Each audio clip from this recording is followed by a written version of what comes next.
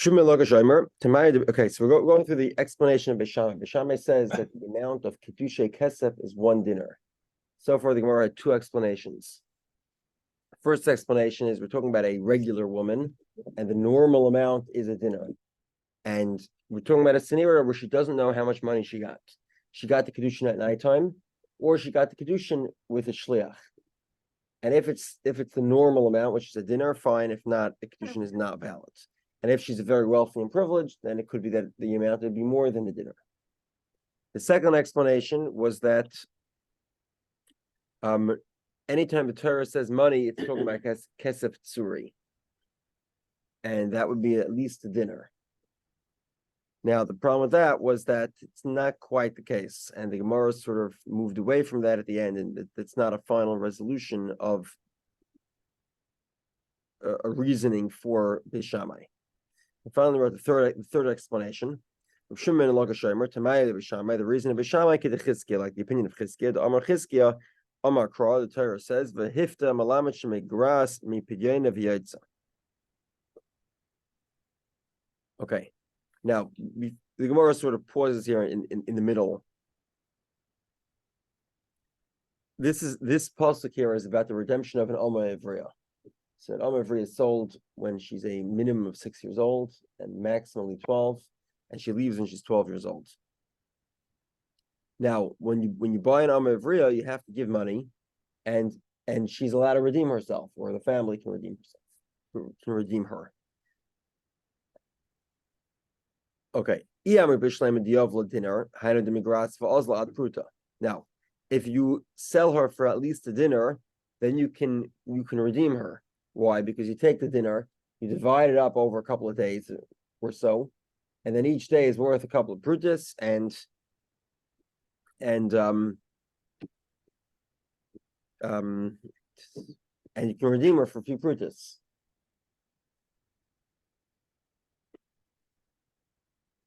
So that makes sense. Let's say you sell an Alma Ivriya for Shava Pruta, and there's no redemption. And the truth of the matter is, if you sold an Alma Ivriya for a penny, then she leaves immediately. Because after she works for a moment, the redemption is less than a penny, which effectively means she can just leave. So it must be that you can't sell her for a Pruta, you have to sell her for a dinar. So the Gemara says, hold on, okay.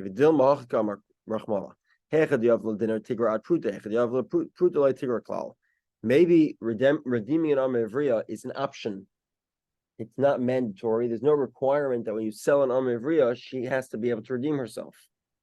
Because when you sold her for a dinar, so then she can redeem herself. And sell her for Pruta, then there is no redemption. So the Gemara says, let's talk about that. That can't be the case. Do me the yud. Just like the scenario of Yud. My Yud, Alfagav, the boy miyayid, the boy loy miyayid, kol hechad lemotzim miyayid, loy have a zvini zvini.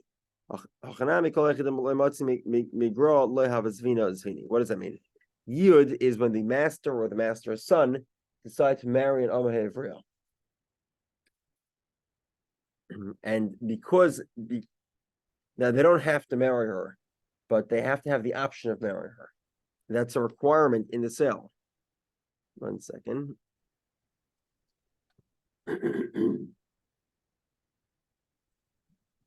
Yeah.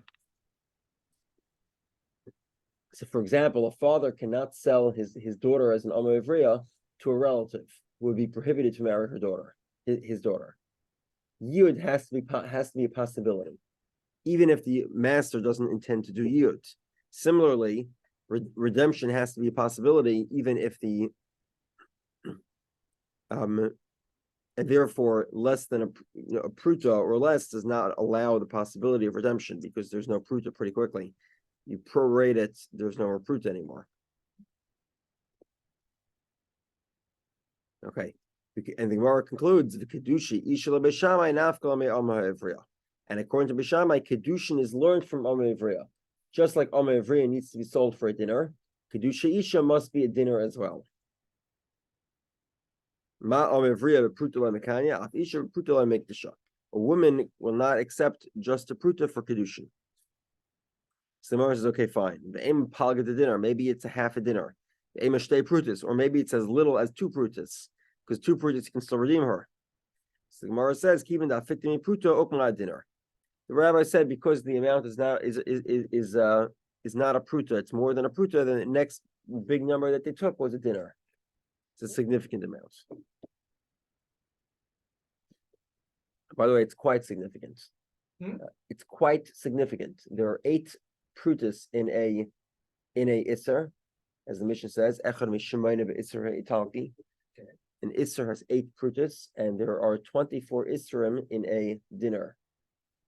So what's that? 24 times 8 is 146. No, I'm sorry, it's more than that. 190. What? 184. 184. 184. A lot of numbers are going on. No, 8 times 24 is 192.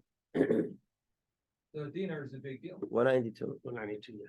Well, no, it's a big deal. It's a big deal lot. compared to these other Yeah, things. yeah, it's a lot more than 192. Effectively, 192 prutas is a lot more than 2 prutas. What 192? The question is, what would 192 prutas get you back in the day? So okay, What was the buying so power? prutas From and an economic perspective, you like that subject. so prutas are copper coin, and I think isser is as well copper. The dinner is a silver coin. Okay. I'm just wondering what it would get you, 190 plus. Yeah. Okay. Rav Amar. Okay, so that's the explanation. That's how we get to the number of a dinner. It can't be a pruta, so therefore the rabbi said it's a dinner. That's the third explanation. Rav Amar. Rav gives the fourth explanation and the final one. This is the reasoning of Bishamai. So that Jewish girls should not be treated, as if they're easy to get. And therefore, the rabbi said you have to give a significant amount of money. Beisil says the amount is a pruta. Pruta koldu. That a pruta means, it doesn't actually mean the coin called a pruta, let's say 10 cent, a dime or something. It actually means anything. Abaya says, the Mishnah continues and says, Kamahi pruta. How much is a pruta? 1/8 of an Italian isser. Evidently, it's sort of a pruta is not just a minimum amount, a pruta is a quantifiable amount. And therefore, that's what it has to be. And if you'll tell me, this was only the time the Torah was given, in the generation of Moshe Rabbeinu. But today it's sort of the basic amount that people consider significant. It's not sort of measured. In other words, it's not a flat number of value, but it's the minimum amount that people give respect to. Rav Dimi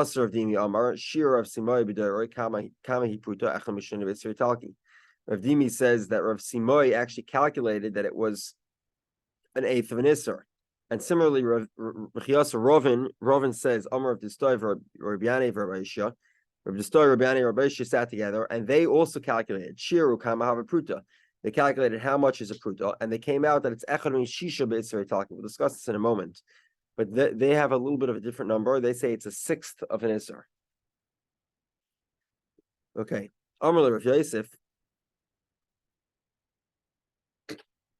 Okay. So the Gemara basically concludes that a pruta is a fixed amount. It's not a minute amount. Now, accordingly, Rav Yosef asks a very strong question. Amar Rav Yosef, This is what we learned in the Bryce. So what's going on here? We're talking here about 1 second. Yeah, somebody who benefits from hektish. This is what we call me'ila behektish. So hektish owns a chainsaw and you use it to chop down your tree. Okay, so how much benefit did you get? A couple of dimes worth. The minimum amount, by the way, is 1 dime, 1 pruta. And yet now you have to bring a carbon that's going to cost you 2 slum. Let's examine how severe a sin. Kama prutis b'shnei slum. How many prutis are in 8 slum? Okay, yoser me'al payim, more than 2,000. Now, if a pruta is 1/8 of an isser, and an isser is 24 to the dinner, and there are 4 dinarim to the seller, and we have an amount here of 2 slum, how many prutas are there in 2 slum? So it's as a calculator, it's 192 per dinar times 8, because there are 8 dinarim in 2 slum. So 192 times 8 is 1600. What? 1536. 1536. There we are. 1536. Now, 1536 is a lot less than more than 2000. Now, if we were going with Abaya was saying that a pruta doesn't actually mean a pruta. It means some minuscule amount. So maybe a pruta is actually worth less than an eighth of an Isuri Talki. And this price is not difficult, because the pruta that according to Abaya that we're talking about is a minuscule amount, of which there are 2,000 units in more than 2,000 units into slum. But now that we're saying it's fixed, hashta alpayim lehaven, it's not even 2,000. Yes, alpayim karlahu, we call it more than 2,000. So Amrlo Husaba, so there was this elderly gentleman who said, Anotanina, when I heard the brisa, I heard them saying Karav alpayim. They didn't say more than 2,000, they said close to 2,000. So Gemara says, Seif Alpha V'chamash Meis Tilsim V'shita Hava. It's 1,536. Okay, it's still not close. So the Gemara says, okay, Kivin enough Glami Palaga Karav alpayim correlates. This is the concept of rounding up. Because it's more than 1,500, so therefore they rounded it and they said it's close to 2,000. Okay, going back to the original discussion, Gufa, the discussion between what is the value of a pruta? Kiasar of Dimi Amar, Shir, by the way, what is the value of a pruta today? Good question. I have no idea. It's the value of the main. So there's different ways to calculate the value of a pruta. As it pertains to Kiddushin, we're probably more machmer than this, but as it pertains to other areas like Pidyon Meiser Shaining, which happens if you live in Israel in the first, second, fourth, and fifth year of the Shemitah cycle, the value of a pruta is considered to be half a grain of silver, half a grain of barley of silver. Okay. So if you take a grain of barley and put it on your jeweler's scale, you get it's a fraction of a gram, maybe. And not pearl barley. Pearl barley is smaller. I believe it's silver cup, what, $14, $15? I think it's more, it's 20, something like that. What, 20? But you're supposed to be the commodity trader. Hmm? I said you're supposed to be the commodity trader. I just get there before everyone else panics and wait for them to panic and then Yeah. capitalize. So basically you take and you take up the value and put it against an ounce of silver. Troy obviously is, by the way, not the same as the vertipoi weight. So it's a troy ounce heavier than a vertipoi ounce. So your scales might have to be reset, but if you use grams, you won't have that issue. Yes, it's a very small amount. You talk about Pidyon Meiser Sheni, you can do it on really, really small amounts. And this is relevant in Israel. If you try and take off Trumas Meisers, what's the Meiser of a tomato? Well, it's 10%, less than 10%. It's like 8% of a tomato. Is 8% of a tomato Shava Pruta or not? And it's 8% of a tomato is way less than a penny in most cases. So okay. When it comes to Kiddushin, I think we're a little bit more machmer than that. It's still a very small amount of money. Maybe a quarter, maybe a dime, 5 cents. Pidyon Meiser Sheni, it's unquestionably less than a penny. Okay. Now, going back to this debate, how much is it? Is it an eighth or a sixth? Gufa. The original Gemara, Ki Asar of Dimi Amar Shir of Simai B'derei Kama Hi Pruta. How much is a pruta? Echad Mishmoine B'Isser Italki, an eighth of an Italian Isser. Nechiasa Rav and Amar. When Ravin came along, he said that Rav Vistoi, Rav Yani, and Rav Aishia, the three of them got together and they came out. Kama Hi Pruta. How much is a pruta? Echad Mishisha B'Isser Italki, a sixth of an Isser. So Amar Abayah Rav Dimi, sir. Abayah says to Rav Dimi, Nemo at Ravin Beplukta Dahane Tanoi. Maybe you're disagreeing with this established debate. So you're debating. The Tanya we learned. Let's try to go through this slowly, so you get the numbers here. Pruta she'amar chachamim. The pruta is echad mishmayne be'isser hitalki, an eighth of an isser. So let's break it down. Sheish mo'ah kesef dinar. There are six mo'ah in a dinar.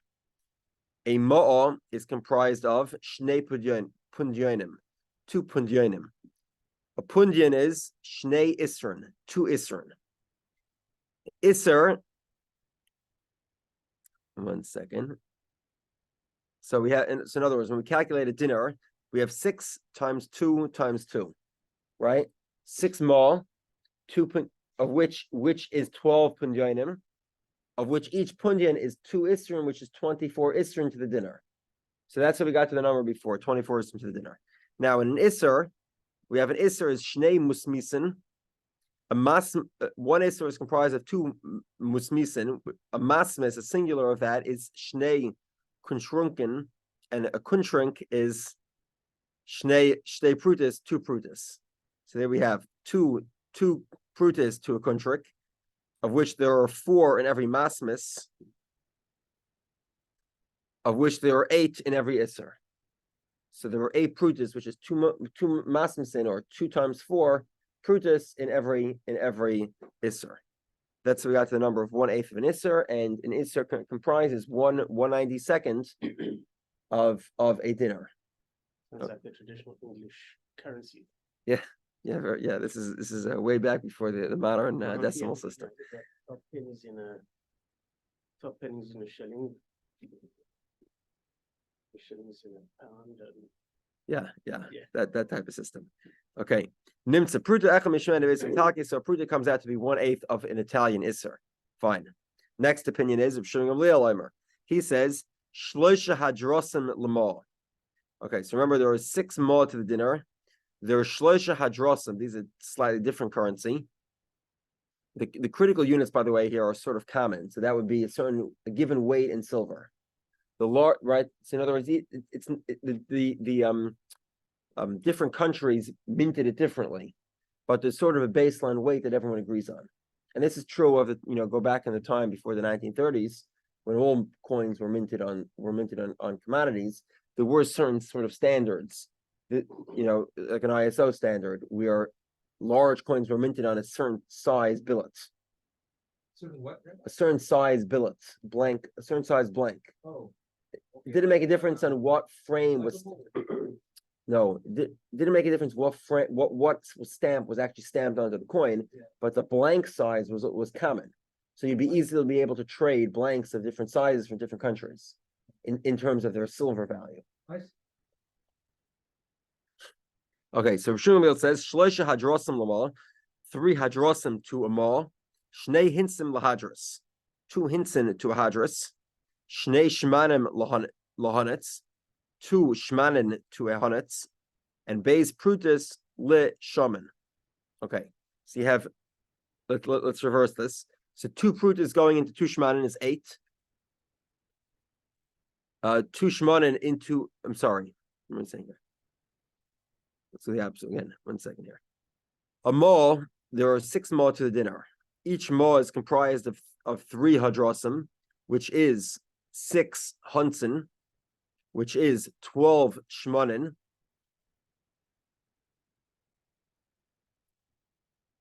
which is 24 prutis. 24 prutis to a mal. And we have here 24 times 6, right? 24 times 6, which is what was it? 144. 144. So the difference here is how many dinarim in a 1 second. How many dinarim in how many prutis in a dinner? Either 144 or 192. Okay, 1 second. Now, if you presume the same rate of an isser to a dinner, 24 isser to the dinner, so if you divide 192 by 24, what do you get? 8. And if you divide 144 by 24, you get 6. So that's the difference whether a dinner is an 1/8 of an isser or a dinner is a 1/6 of an isser. We have these 2 different opinions of Shimon Gamliel and the Rabban. Well, that scroll has a 10. Oh, perfect. Okay. See the scroll for more details. They have a chart table that has all the numbers here. Okay. Okay, this debate here is a question between Tanakama and Rishon Gamliel. Said, everyone has to agree with the first opinion that in truth there's really 192 prutas, 192 prutas to the dinner, 24 isrin to the dinner, and 8 prutas to the isser. Okay. Now, what about the opinion that says there's only 6? Had ayakar isure, had zerli isure. It depends on the fluctuation of the isser, which we said was printed, was stamped on a different. I believe isser were made out of copper and not silver, or was some sort of inferior silver. So they would fluctuate in value as compared to the dinner, which was the premium currency. So in the typical environment, kum asor. If there were 24 isrim to the zuz, you get 1/8 of a. You get a pruta to be 1/8 of an isser. If they went down in value, there were 32 of them in the 192 over 32.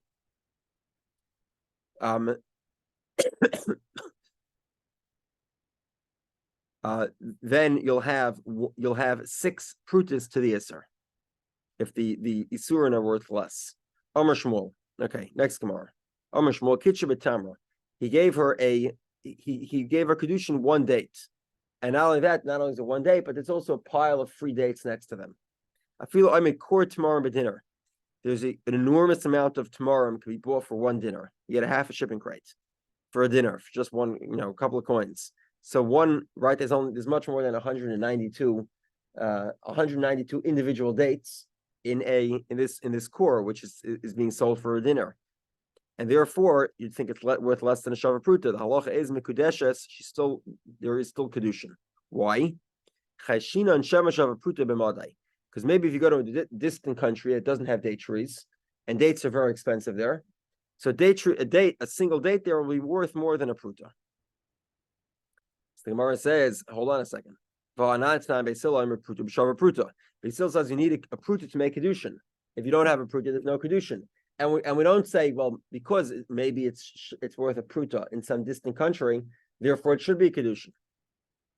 So this is a question on Shmuel. What exactly Shmuel means? The Gemara says, so to make a certain Kiddushin, we need to evaluate, is this item worth a shava pruta or not? And even if it's not worth a shava pruta, maybe in some country it would be worth a shava pruta, and therefore the Kiddushin should be valid. And now we don't know, so we don't treat it as a certain Kiddushin. We treat it as a questionable Kiddushin. Okay, Gemara has a few stories here. Who gaver the akdish bezavta de urdi? He gave Kiddushin with a bundle of reeds. Yosef Rav Sim Barchia Kamei de Rav. Rav Sim Barchia was sitting in front of Rav. Come ayin, but he was trying to figure out Yis b'shava pruta in Eloi Loi. Is this this bunch of lily pads? Is it worth a shava pruta or not? So he said to him, "V'ilas b'shava pruta Loi." If there's no shava pruta, then there's no kedushin. V'amar Shmuel chashinan. Shmuel says we would treat it as kedushay suffix. We would say it's a doubtful kedushin. So Gemara says you're right. The question that Rav Simi was trying to figure out was: is this a certain kedushin or is this a questionable kedushin? That was what he was trying to figure out. Another story: Hahu gaver the akdish ba'avna de kuchla. He gave there was a sort of a black rock. Yosef Rav Chizda become a shar like is b'shava pruta in v'iloi loi. Is this thing worth a shava pruta or not? So Gemara says, "V'ilas shava pruta loi." If it was worth less than shava pruta, would we say that?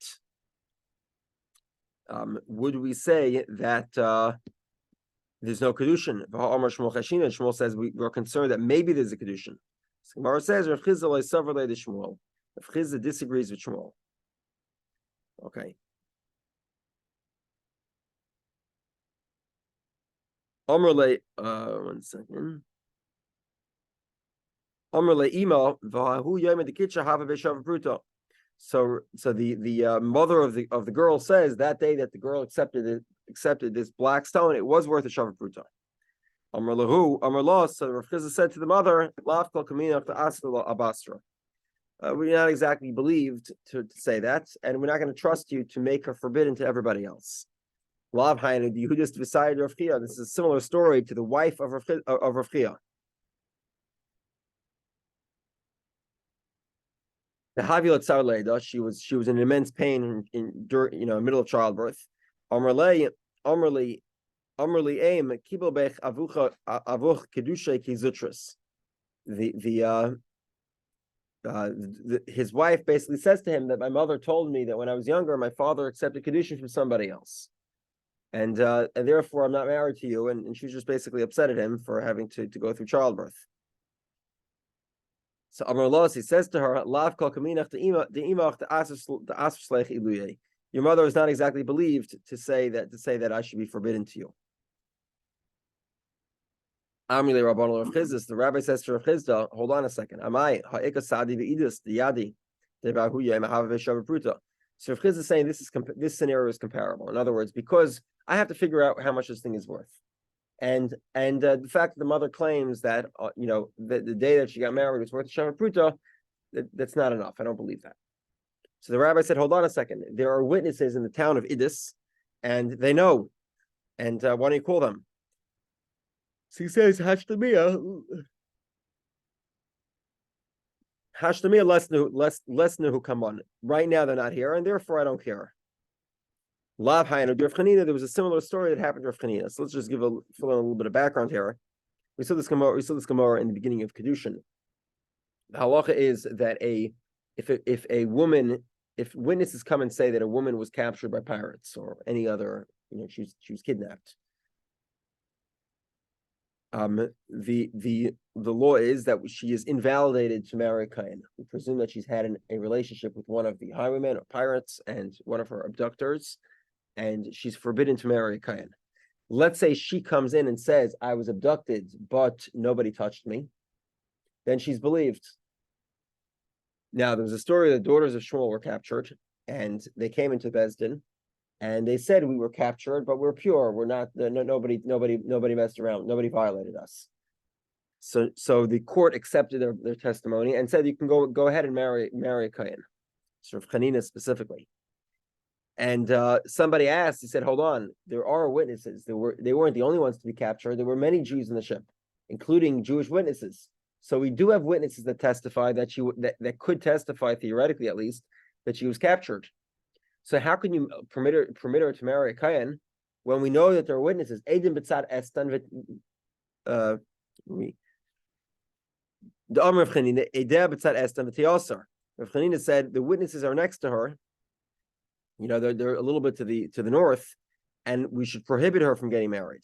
And yet we did not prohibit her. We allowed her to get married because right now there are no witnesses. So therefore, Rav Chisda says because right now there are no witnesses that say that the thing was worth shavar pruta, then it's up to me to figure out the answer to that question. Abaye and Rava Rav Chisda. Abaye and Rava disagree with Rav Chisda.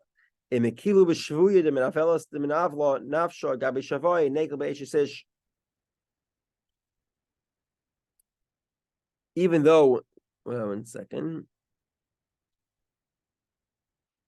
they say that it's true we were lenient with regards to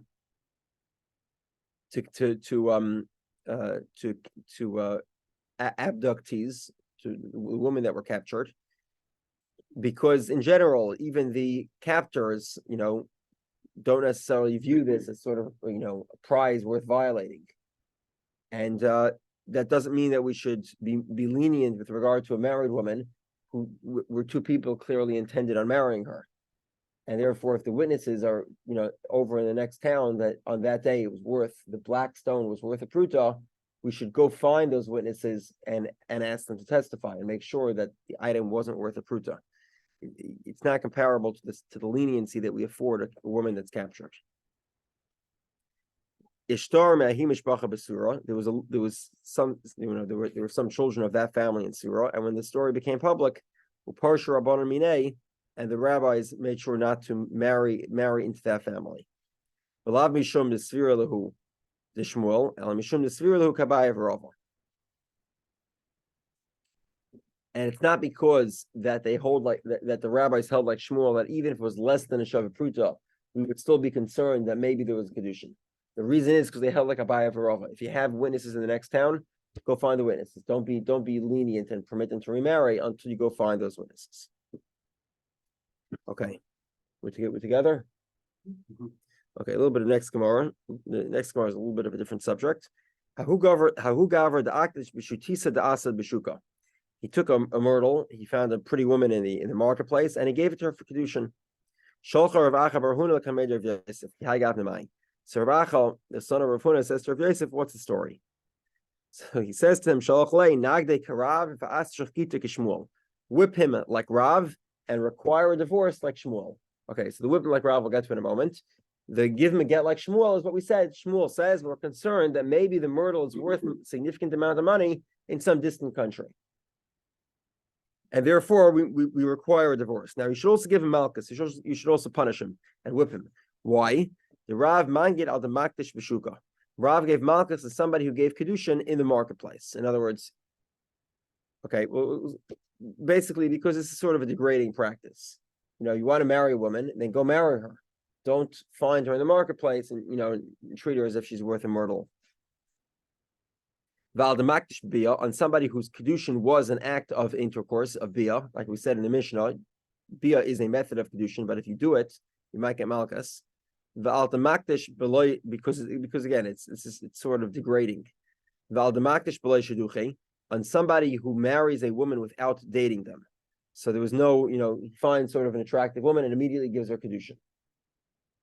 The appropriate way to look for a marriage partner is through the process of what we call shidduchen, which is to date each other, learn about each other, and then decide whether or not you're fit to get married. Okay, also on somebody who nullifies a divorce, the husband has the ability to nullify divorce. Today we remove this ability. When the husband tells the sefer to write a divorce, he basically says that I'm not going to nullify the divorce. And similarly, this scenario is where he tells witnesses in advance of telling the scribe. He says, what I tell the scribe should be invalid. And then he goes ahead and tells the scribe to write the divorce. This would be used typically if somebody knows he's being forced into a transaction. In the case of divorce, we don't, will result in mamzerim, and therefore anyone who did that, Rav gave malchus to him. Anyone who gave the messenger of the court difficulty. Somebody who was in cherem for more than 30 days and doesn't look to get out of the cherem. This is an interesting one in the Talmudical times, and maybe this is the case today as well. I don't know. The mother-in-laws have a tremendous amount of lust for their future son-in-law.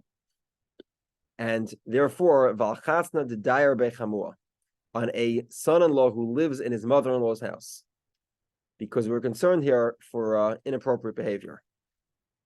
So the Gemara says the Dayer, and specifically he lives in the house. However, Cholot, if he comes to visit every now and then, or even frequently, loy, that doesn't count. He has to be living there. That's where you get malchus.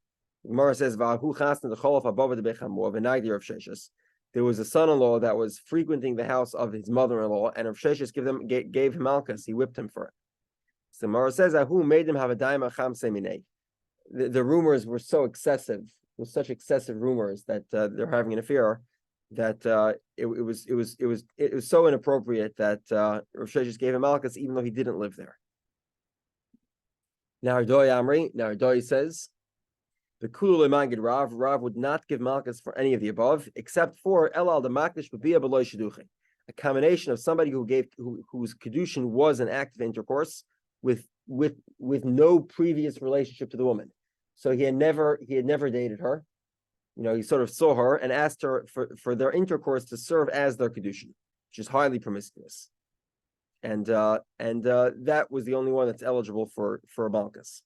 And some say, even if they did know each other somewhat, they were dating, because of the pritzus, the break in tradition, to go and sleep with a woman as an act of Kiddushin before you've actually married her. Okay, stop here. Have a great day.